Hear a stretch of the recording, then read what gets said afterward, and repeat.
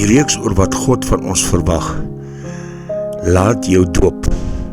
Die doop is 'n reaksie op jou geloof en 'n daad van gehoorsaamheid aan Christus se opdrag. Hier is wat in die Bybel oor die doop geskryf staan. Johannes het verskyn besig om in die woestyn te doop en 'n doop van bekering tot vergifnis van sondes te verkondig. Ek doop julle met water tot bekering, maar hy wat na my kom, is sterker as ek, wie se skoene ek nie waardig is om te dra nie. Hy sal julle doop met die Heilige Gees en vuur. Petrus het vir hulle geantwoord: bekeer julle en laat elkeen van julle gedoop word in die naam van Jesus Christus tot vergifnis van julle sondes, en julle sal die gawe van die Heilige Gees ontvang. En nou, waarom wag jy?